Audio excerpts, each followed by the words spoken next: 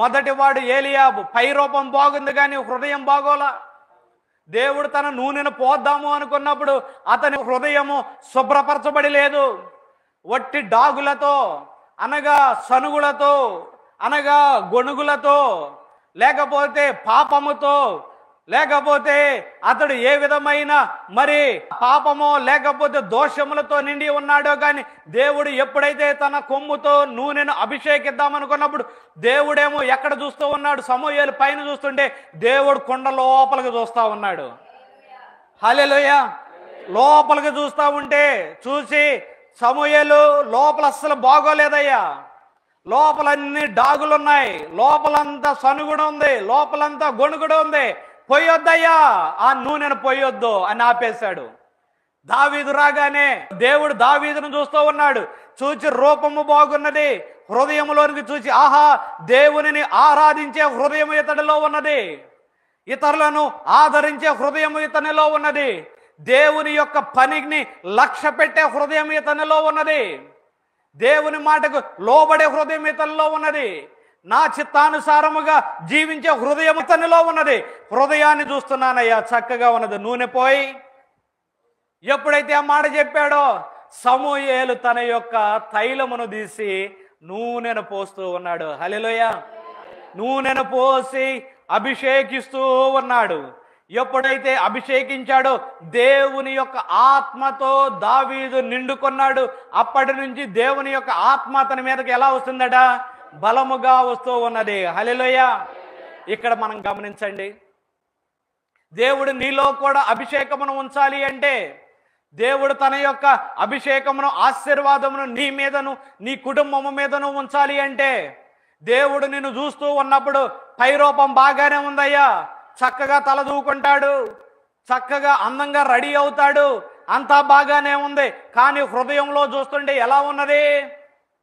హృదయంలో చూస్తూ ఉంటే అంతా కుళ్ళు, కుతంత్రాలు, క్రోధములు, ద్వేషములు, లోభములు, మోహములు, మదములు, మత్సరములు అంతటితో ఉన్నదయ్యా. వద్దు అని దేవుడు చెబుతాడేమో నిన్ను కూడా ఆశీర్వదించబోతున్నప్పుడు. కాబట్టి ఈరోజు నీవేం చేయాలి? నీ యొక్క హృదయమును నీవు శుభ్రపరచుకోవాలి. ఏం చేయాలి? దేవుని యొక్క ఆశీర్వాదం నీకు కావాలి అంటే, దేవుని యొక్క అభిషేకం నీకు కావాలి అంటే, దేవుడు నిన్ను ప్రతిష్ఠించాలి అంటే, దేవుడు నిన్ను వాడుకోవాలి అంటే, అనగా పరిచర్య కావచ్చు, లేకపోతే నీ ద్వారా నీ కుటుంబము ఆశీర్వదింపబడడం కావచ్చు, ఏదైనా ఈ రోజున జరగాలి అంటే, నీవు ఆశీర్వదింపబడాలి అంటే నీవేం చేయబడాలి? శుభ్రపరచబడాలి. హల్లెలూయా. నీవు శుభ్రపరచబడాలి. నీవు శుభ్రపరచబడినప్పుడు నీవు ఆ యొక్క ఆశీర్వాదాన్ని పొందుకుంటావు. ఈ రోజున నిన్ను నీవు ఒకసారి పరిశీలించుకో. ఒకసారి పరిశీలించుకొని ఏ లోపము నీలో ఉన్నదో, ఏ యొక్క సణుగుడు నీలో ఉన్నదో, ఏ గొణుగుడు నీలో ఉన్నదో, ఏ యొక్క దేవునికి అయిష్టమైనది నీలో ఉన్నదో, ఈ రోజున నిన్ను నీవు సరిచేసుకో. దేవుడు నిన్ను నింపబోతున్నాడు. హల్లెలూయా. దేవుడు ఈ ఉదయకాలం మందు చెబుతూ ఉన్న మాట, నేను నిన్ను నింపబోతున్నాను. హల్లెలూయా. అయితే నిన్ను నీవు శుభ్రపరచుకో. శుభ్రపరచకుండా ఉంటే నేను నిన్ను నింపలేనయ్యా, ఆశీర్వదింపలేనయ్యా. ఏ లోపము నీలో ఉన్నదో నిన్ను నీవు శుభ్రపరచుకో. ఒకసారి ఆలోచిస్తావా ఏ లోపం ఉన్నదో? చాలా లోపాలు ఉన్నాయి. కొంతమందికి కేవలము పెద్ద పెద్ద పాపాలే గుర్తుకు వస్తాయి, కానీ చిన్న చిన్న సులువుగా చిక్కులు పెట్టే పాపములు ఎన్ని ఉన్నాయో. ఈ రోజుల్లో చేతుల్లోకి సెల్ ఫోన్లు వచ్చేసాయి.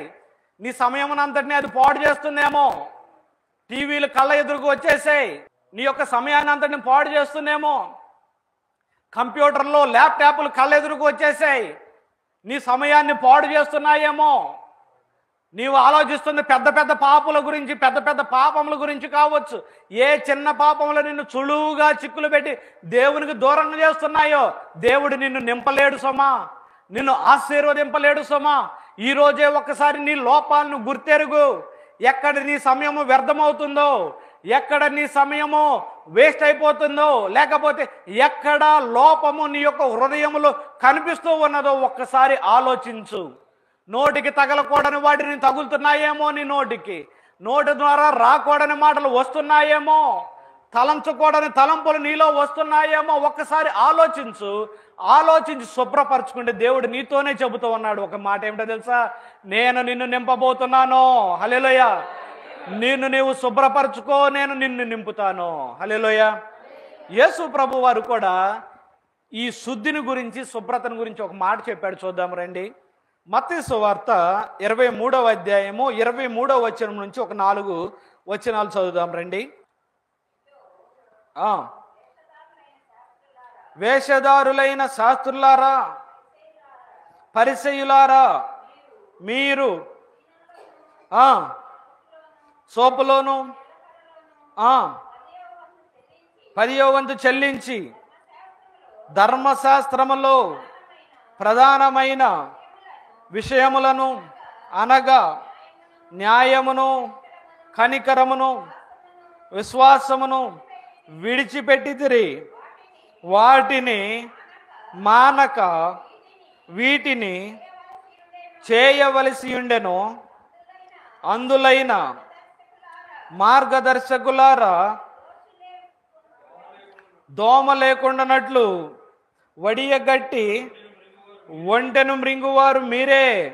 అయ్యో, వేషధారులైన శాస్త్రులారా, పరిసయ్యులారా, మీరు గిన్నెయు పళ్ళెమును వెలుపట శుద్ధి చేయుదురు గాని అవి లోపల దోపుతోనూ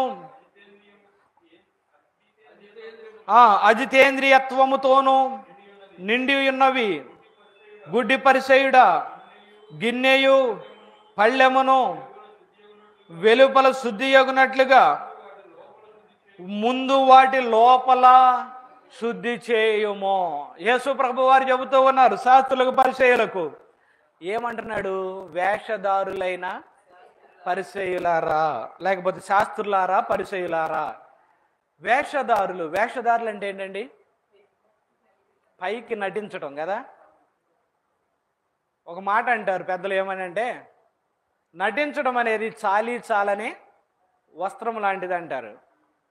అంటే ఒకవైపున కప్పుకోవాలని చూపిస్తే మరొక వైపున చాలదు. చాలని వస్త్రం. నటన కూడా అలాగే ఉంటుంది. పైకి నువ్వు నటించడానికి ప్రయత్నించవచ్చు. ఎలా ప్రయత్నించవచ్చు? చక్కని భక్తి కలిగిన వాడివిగా, దేవుని పని చేసేవాడివిగా, పరిచర్య చేసేవాడివిగా చక్కగా కనిపించవచ్చు. చక్కగా కనిపించి లోపల మాత్రము ఏ మాత్రం తేడా ఉండదు. దేవుడంటే లెక్క ఉండదు, దేవుని సేవకులంటే లెక్క ఉండదు, దేవుని బిడ్డలంటే లెక్క ఉండదు. లోపల మాత్రము ఏ మాత్రము తేడా లేకుండా పైకి మాత్రము ఎలా ఉంటారు? భక్తి కలిగిన వారిగా కనిపిస్తారు. వాళ్ళనే అంటున్నాడు ఏమని? అయ్యో వేషధారులారా, శాస్త్రులారా, పరిసయ్యులారా. శాస్త్రులు, పరిసయ్యులు అలాగే ఉన్నారు. ఎలా ఉన్నారు? పైకి వేషధారులు, నటనా జీవితం, మంచి భక్తి కలిగిన వారిగా కనిపించడం, మంచి వస్త్రాలు వేసుకోవడం, పైనుండి కింద దాకా చక్కని అంగీ ధరించడం, ఇలా చక్కగా కనిపిస్తున్నారు. కానీ దేవుడు అంటున్నాడు, అయ్యా మీరు పై మెరుగులు చేసుకుంటున్నారు, లేకపోతే ఆచారములు మాత్రమే పాటిస్తూ ఉన్నారు. సోపులో 10వ వంతు, పుదీనాలో 10వ వంతు, వీటిని అన్నిటినీ మీరు ఇస్తున్నారు, ఇచ్చి అనుకుంటున్నారు ఇదే భక్తి, లేకపోతే ఇదే సరి అయిన భక్తి అని అనుకుంటున్నారు. మీరు ఎలా ఉన్నారో తెలుసా? పై పూతలు పూసుకునే వారిలాగా ఉన్నారు. మీరు వేషధారులాగా ఉన్నారు. నీవు చేయవలసింది ఏమిటో తెలుసా? ఇది కాదు, నీ యొక్క లోపల శుద్ధి చేసుకో. మీరు ఎలా నింపబడి ఉన్నారంటే దోపుతోనూ అజితేంద్రియత్వముతోనూ నింపబడి ఉన్నది. ఈ దోపుతోను అంటే ఏంటంటే దోపిడి అనుకుందాం.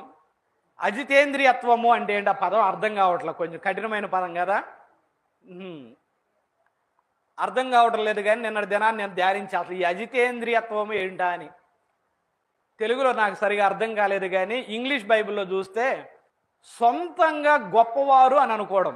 ఏమిటా సొంతంగా అంటే నా అంత గొప్పవాడు లేడు, నా అంత గొప్పది లేదు, లేకపోతే నా అంత భక్తి లేదు, ఎవరికి భక్తి లేదు, నేనే భక్తి గలవాడిని అంటే సొంతంగా వారిని వారే ఎక్కువగా ఘనపరుచుకోవడం.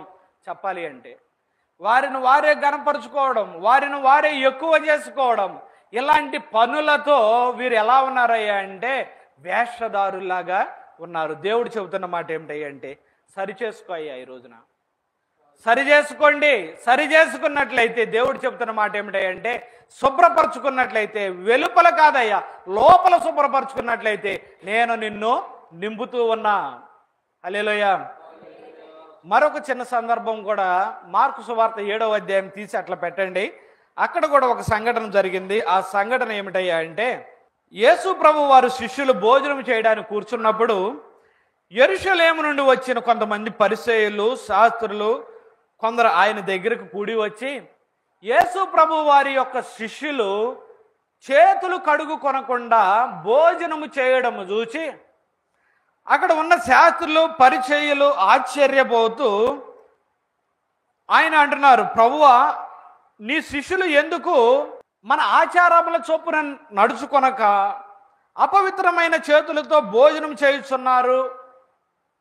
ఆచారాలు ప్రక్కన పెట్టేశారేమిటి? బయట నుండి వస్తే అంత శుభ్రపరచుకోవాలి కదా, చేతులు శుభ్రపరచుకోవాలి, అన్నిటినీ శుభ్రపరచుకోవాలి. శుభ్రపరచుకోకుండా నీ యొక్క శిష్యులు భోజనానికి కూర్చున్నారేంటి? యేసు ప్రభు వారు చూడలేదంటారా వాళ్ళు చేతులు కడుక్కోకుండా భోజనానికి కూర్చోవడం? చూచే ఉంటాడు కదా. తన శిష్యులను ఆయన గమనిస్తాడా? గమనించడా? గమనిస్తాడు.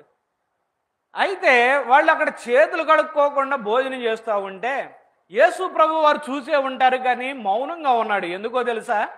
ఇక్కడ ఒక పాఠం నేర్పాలి. ఎవరికి నేర్పాలి ఆ పాఠం? శాస్త్రులకు, పరిచయులకు ఒక పాఠం నేర్పాలి.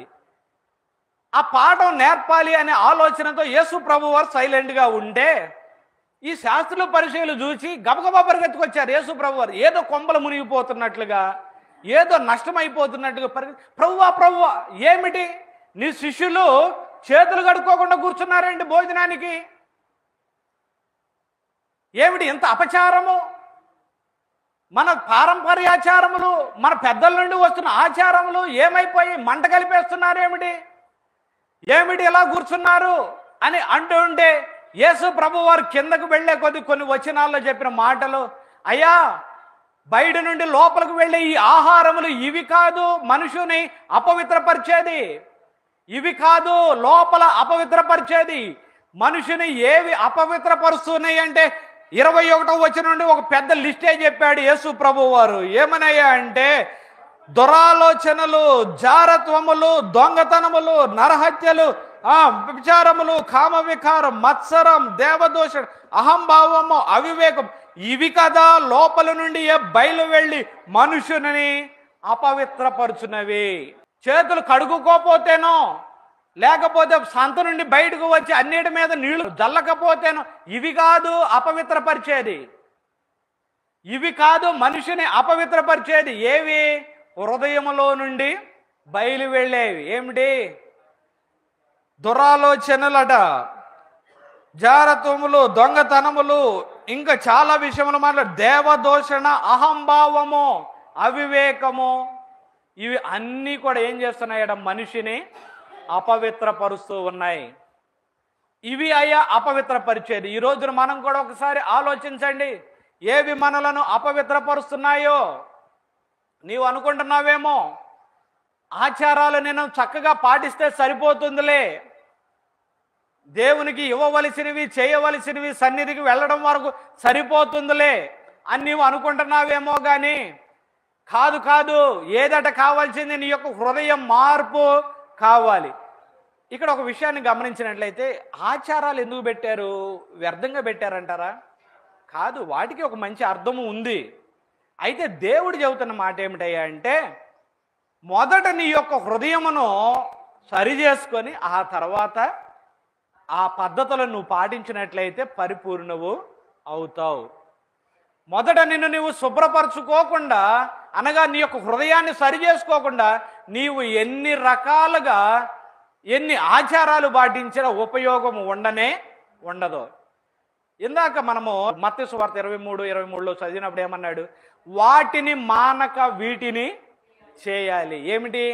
అన్యాయము లేకపోతే అవిశ్వాసము, వీటిని అన్నిటినీ తీసివేసి మొదట నీ హృదయాన్ని కడుగుకొని అప్పుడు దేవుని యొక్క ఆచారాలను పాటించాలి. కొంతమందికి ఇవి ఉంటే అవి ఉండవేమో, బహుశా అవి ఉంటే ఇవి ఉండవేమో కదా.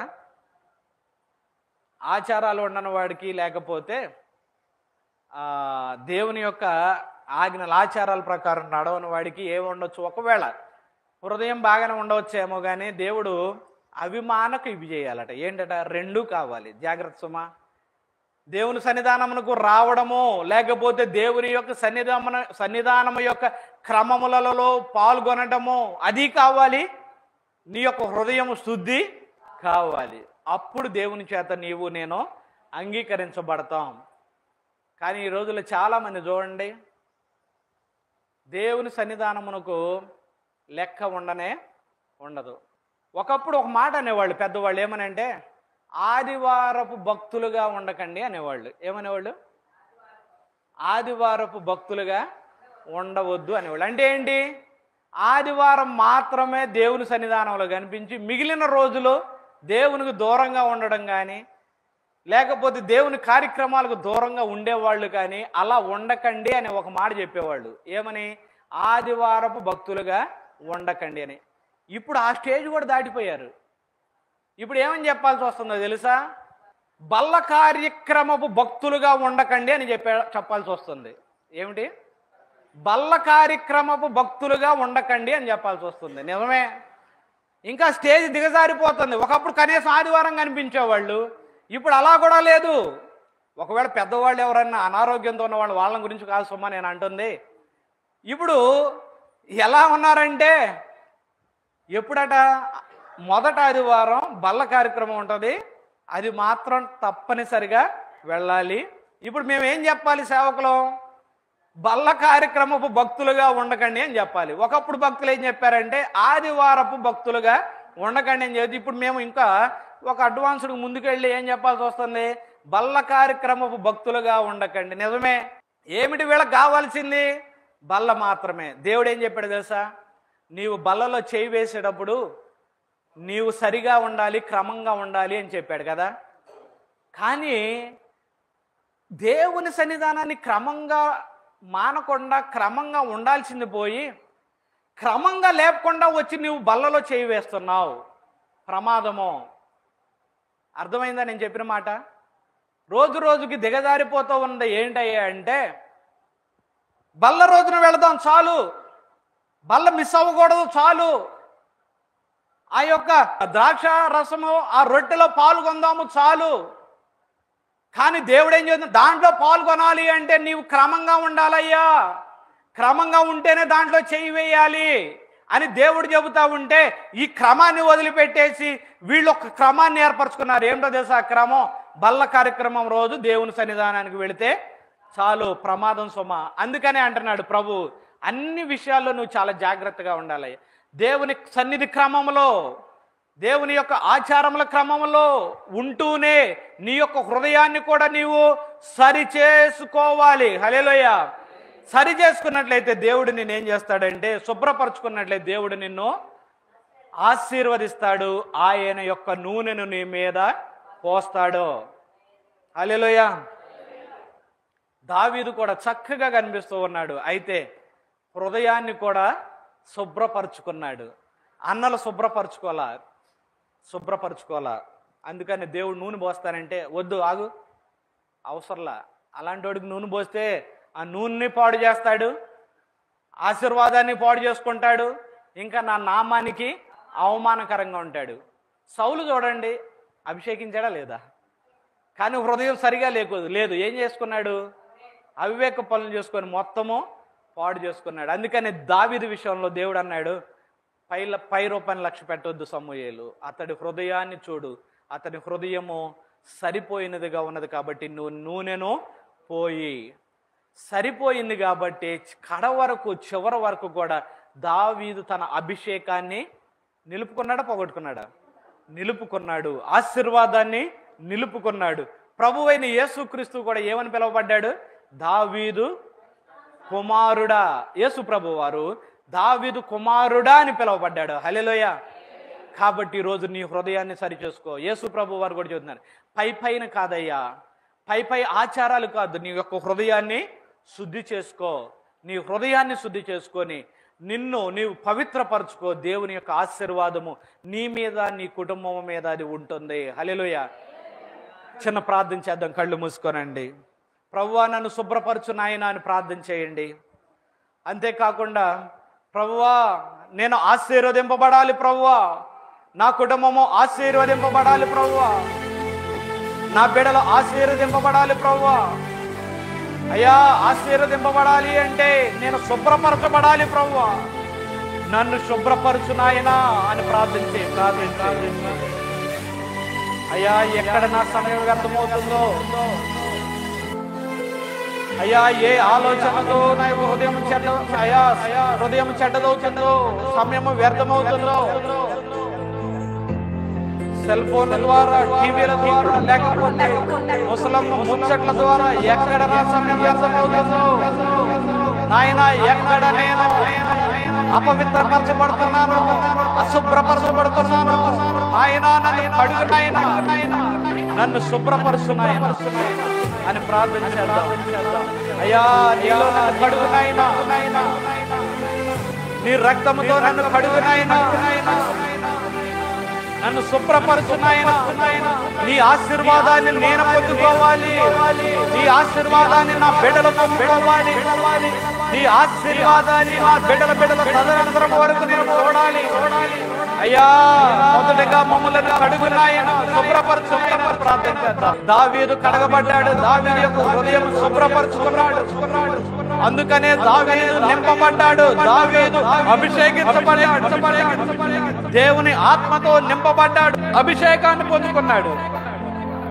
ఏలియాబు పై రూపానికి చక్కగా ఉన్నాడు, కానీ హృదయము సరిగా లేదు, సనుగుళ్లతో నిండిపోయి ఉంది, వణుగుళ్లతో నిండిపోయి ఉన్నది, దేవదోషణతో నిండిపోయి ఉండవచ్చు, దేవుని మాటల్లో లెక్కలేని ధనముతో నిండిపోయి ఉండవచ్చు.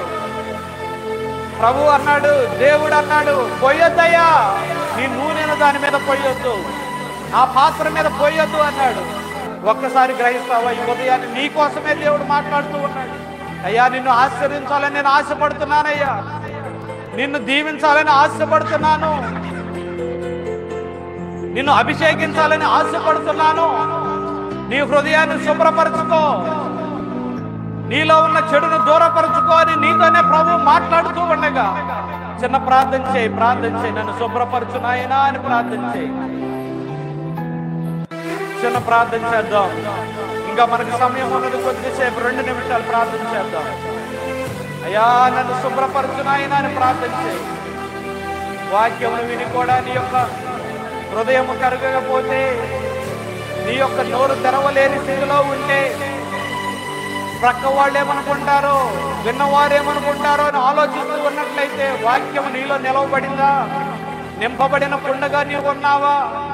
ఒక్కసారి ఆలోచించు, ప్రార్థన చేయి, నోరు తెరిచి ప్రార్థన చేయి. ప్రభువా నన్ను క్రమపరచు నాయన, నాలో క్రమం లేదు నాయన, అయ్యా నీ సన్నిధానానికి దూరంగా ఉంటున్నాను నాయన, నన్ను క్షమించు నాయన, అయ్యా నన్ను కడుగు నాయన అని ప్రార్థన చేయి.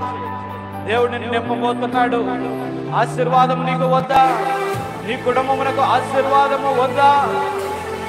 అయ్యా నన్ను ఆశీర్వదించు, నన్ను కడుగు, నన్ను శుభ్రపరచు. చిన్న ప్రార్థన చేద్దాం. ఎవరు మౌనంగా ఉండవద్దు. ప్రార్థన సర్వశక్తిగా దాన్ని నడుపుతున్న ప్రభువా, మహోన్నత తండ్రి, ఘనమైన ప్రార్థనకు వందనాలు నాయనా. అయ్యా ప్రభువా మిమ్మల్ని శుభ్రపరచు నాయనా. దావీదు శుభ్రపరచబడ్డాడు ప్రభువా. ఏలియాబు, అబీనాదాబు, షమ్మా, మిగిలిన అన్నదమ్ములు ఎవరు కూడా శుభ్రపరచబడలేదు ప్రభు.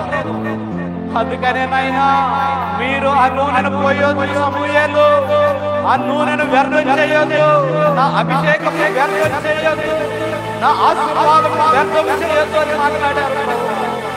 అయ్యా దావీదైతే నాయన లోపల శుభ్రపరచబడ్డాడు. శుభ్రపరచబడినప్పుడు అయ్యా నేను కోరుకున్నవాడు ఇతడే, నా ఆశీర్వాదము నిలుపుకొనగలిగిన వాడు ఇతడే, నా అభిషేకము నిలుపుకొనగలిగిన వాడు ఇతడే. సమూయేలు అభిషేకించు, సమూయేలు ఆశీర్వదించు అని చెప్పారు నాయన మీరు. నాయన అయ్యా ప్రభువా, మేము కూడా అయ్యా మీరు చూస్తూ ఉన్నప్పుడు నేను కోరుకున్న వ్యక్తి ఇతడే, ఈమె అనబడినట్లుగా మీరు జీవిత సహాయం దయచేయండి ప్రభువా. వేషధారులైన శాస్త్రులు పరిసయ్యుల వల్లే మేము ఉండడం వీలు లేదు నాయన, చూపించండి ప్రభువా. అయ్యా తండ్రి, మీ యొక్క ఆశీర్వాదం పొందుకొనలాగున, మీ యొక్క అభిషేకం పొందుకొనలాగున మా యొక్క హృదయములను సరిచేయండి ప్రభు. ఏ దొంగలు ఉన్నాయో, ఏ పాపములు ఉన్నాయో, ఏ లోపములు ఉన్నాయో, ఎక్కడ మేము అపవిత్రమైపోతున్నామో నాయన క్షమించి కడగండి నాయన, సరిచేయండి నాయన. నీ ఆశీర్వాదం పొందుకునే కృపను దయచేయండి నాయన, కృపను దయచేయండి నాయన. అయ్యా బిడ్డలు ప్రార్థిస్తూ ఉన్నారు ప్రభువా, వారిని జ్ఞాపకం చేసుకొని వారిని కడిగి నాయన మీ యొక్క ఆశీర్వాదం అనే నూనెను, మీ యొక్క అభిషేకము అనే నూనెను నాయన వారి మీద కుమ్మరించడం వేడుకొచ్చున్నాం నాయన. మీ ధైర్యం చూపించమని అయ్యా, శిలువలో మా కొరకు మీ యొక్క రక్తము కార్చిని యేసయ్యా, మీ రక్తము చేత మమ్మలను కడగండి నాయన, శుభ్రపరచండి నాయన. యేసు రక్తము ప్రతి పాపముల నుండి మిమ్మల్ని పవిత్రులుగా చేయగలిగినారు నాయన. అవును నాయన, మీ యొక్క రక్తమును ఆశ్రయించి మమ్మలను మేము సరిచేసేవారి మీ కృపను గమనించమని వేడుకుంటున్నాం నాయన. బిడ్డలు ప్రార్థిస్తూ ఉండగా ఈ యొక్క కృపను దయచేసి ప్రతి ఒక్కరిని దీవించమని, వారి కుటుంబములను ఆశీర్వదించమని, చిన్న ప్రార్థన ఆలకించమని ప్రభువైన యేసు క్రీస్తు పుణ్య నామములో వేడుకుంటున్నాము తండ్రి. ఆమేన్. మరొకసారి మీ అందరికీ వందనాలండి.